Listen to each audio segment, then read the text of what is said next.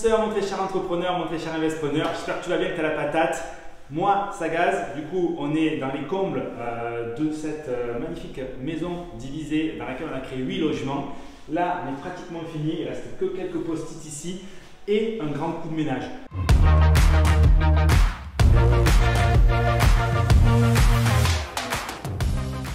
Je vais te montrer dans cette vidéo les petits détails qu'il faut faire super attention lors des finitions de chantier, parce que là tu vois, ça fait 3-4 fois qu'on met des post-it et à chaque fois on repasse. On arrive à la fin, ça avance, mais viens voir, il y a des choses qu'il faut faire super attention. Là on est dans les communs, du coup tu vois, toile de verre qui a été collée au début de chantier, un peu trop tôt, allez ça se décolle, il faut repasser. Là pareil. Alors, petit détail qui a son importance, on a gondé la cuisine, là, tu vois, bien posé, les meubles hauts, il y avait un meuble haut qui dépassait ici. Allez, donc du coup, on va savoir d'où vient l'erreur, à qui est la faute, on dépose, on renvoie au fournisseur, on atteint un nouveau meuble. Oh. Les fenêtres qui sont juste derrière toi, pareil, tu commandes des fenêtres, tu penses que ça va arriver automatiquement et ça sera en bonne et due forme. Oui, mais non, il faut vérifier les aérations, tu vois. Tu penses que c'est systématique, mais ça ne l'est pas. Si tu ne le vois pas, là, personne ne te dit rien. Et du coup, après, tu as des problèmes de moisissure. Donc, il faut faire super attention, même les fabricants, même les artisans, qui sont très bien au courant de ces petits détails, ne le font pas systématiquement. On vérifie aussi le jeu là, des poignées, c'est pour ça qu'il y a des petits post-it ici. Chose qu'il faut vraiment faire par précaution pour s'assurer que les locataires du coup seront à l'aise, qu'il n'y aura pas de problème, même si on sait très bien que les premiers locataires vont aussi découvrir les petits aléas. Alors que là, tu vois, je suis dans un autre T3 juste similaire, même niveau que ici, et là on a bien dans cet appartement toutes les aérations incrustées dans les fenêtres. On va comprendre. C'est ton rôle de tout vérifier. Du coup, on est toujours dans les communs. Là, une colonne montante ici, et là, du coup, on a l'alimentation générale de cet appartement qui arrive. Il nous reste à mettre la peinture, le silicone et bien, du coup, lever la mousse de façon à finir cette partie-là. Du coup, là, on a 3 logements, les combles et les 2 T3 ici, qui sont finis à 99%. Il manque juste les quelques post-it, les aérations, les caches et le gros coup de ménage. Finir les communs pour mettre ces appartements en location. Ici, pareil, du coup, voilà.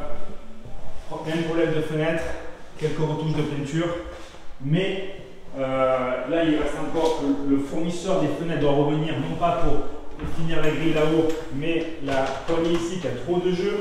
Et ça, c'est aussi de ton rôle, de ta responsabilité de vérifier que du coup, tous les réglages, toutes les portes-fenêtres ne raclent pas au sol et s'ouvrent convenablement.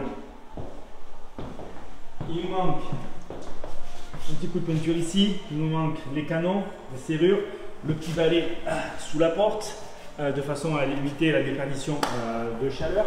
Mais sinon, là pareil, fenêtre, on est fini à 90% ici. Chauffe-eau, thermodynamique en place, tout est en eau. Et je vais te montrer la cerise sur le gâteau que tu dois absolument faire attention. Ici, du coup, on est dans le dernier studio qui est en train d'être fini. Et comme quoi, comme je te dis, les détails, la finition, très important. Là, on avait le consuel. Le consuel est déjà passé, on a déjà eu les accords du consuel sur les 8 logements. La prise ici était OK pour le consuel à partir du moment où le mitigeur était à l'opposé, parce que du coup, on avait la bonne distance. Sauf que, on va savoir pourquoi. Un artisan, du coup, a déposé le plan de travail, il l'a reposé, certainement pour reposer la crédence, chose OK normale, mais en le reposant, il se facilite la vie. Il ne remet pas le mitigeur là où il était, il nous remet le mitigeur proche du coup de la salle de bain parce qu'il y a les évacuations et les arrivées d'eau qui seront beaucoup plus faciles pour lui à tirer et à installer. Sauf que en faisant ce montage-là, il oublie la prise, ce qui est assez problématique parce que du coup là, elle est encastrée dans la crédence. Voilà, comment on va faire? Est-ce qu'on doit redéposer la crédence? C'est encore des choses qu'il faut vérifier. C'est pour ça que tu dois toujours être derrière les artisans, passer, vérifier. C'est pas facile, ça prend du temps, mais tu t'évites des soucis pour la suite. En tout cas, là, ça avance. Celui-là, 70%. On espère que dans le mois, il sera fini. Et le petit, l'avant-dernier que je vais te montrer. Là, peut-être la niche, que tu l'as vu.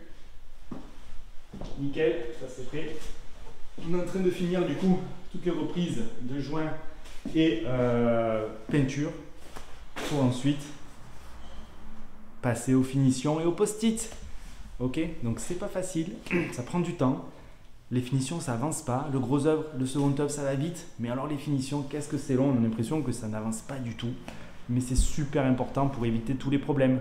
Si tu veux partir de la bonne direction, regarde en description de cette vidéo, tu vas trouver des PDF. Ça te donnera les bases de ce que tu dois maîtriser pour créer ta machine à cash. Ciao!